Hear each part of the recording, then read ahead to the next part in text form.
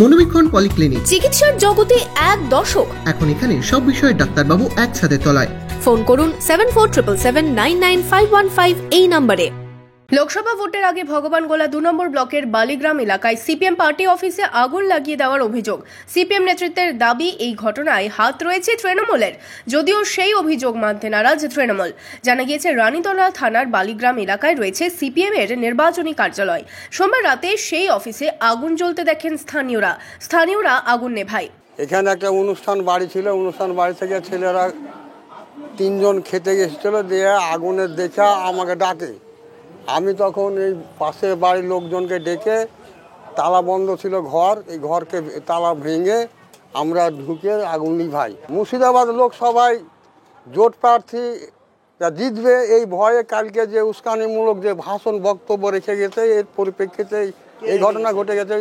মুখ্যমন্ত্রী মমতা বন্দ্যোপাধ্যায় পার্টি অফিসের পেছন দিকে আগুন জ্বলতে দেখা যায়। সিপিএম নেতৃত্বের অভিযোগ, তৃণমূল এই ঘটনার সাথে যুক্ত। মুখ্যমন্ত্রীর সভার পর এমন কাণ্ড ঘটানো হয়েছে বলে দাবি সিপিএম এর। আমাদের ধারণা যে গতকাল মমতা বন্দ্যোপাধ্যায় এসেছিলেন এই এলাকায়, তার উত্তেজনাপূর্ণ ভাষণ, সেই ভাষণেই উৎসাহিত হয়ে তৃণমূল কংগ্রেসের নেতারা এই পার্টি অফিসে আগুন লাগিয়ে দিয়েছে। আপনার নাম পরিচয়? তবে পার্টি অফিস আমাদের খুলছি, আমরা খুলবো, কেউ পার্টি অফিস আমাদের বন্ধ করতে পারবে না। এতদিন নির্বাচনের প্রচার শান্তিপূর্ণ হচ্ছিল, বরঞ্চ এই প্রথম মুর্শিদাবাদে সেরকম মেজর ঘটনা ঘটেনি। একটা ডোমকলে তৃণমূলের নিজের বোমা বিস্ফোরণ হয়েছে নিজের বাড়িতে, তার কর্মী। আর বিজেপি, আরএসএস আর তৃণমূল মিলে বেলডাঙ্গা 4টি থানা এলাকায় রামনবমীকে কেন্দ্র করে ঈদের পর থেকেই একটা গন্ডগোল পাকানোর চেষ্টা করে।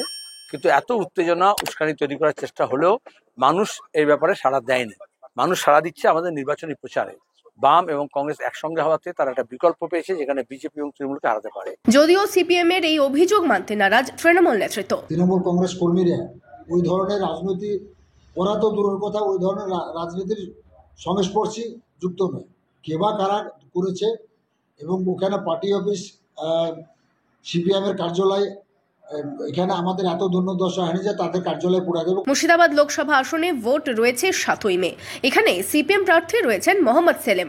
ভগবানগোলা বিধানসভা কেন্দ্রেও উপনির্বাচন রয়েছে একই দিনে। তবে ভোটের আগে এই ঘটনায় আদৌ শান্তিপূর্ণ ভোট হবে কিনা তা নিয়ে প্রশ্ন উঠছে। Bureau report, imagine community media.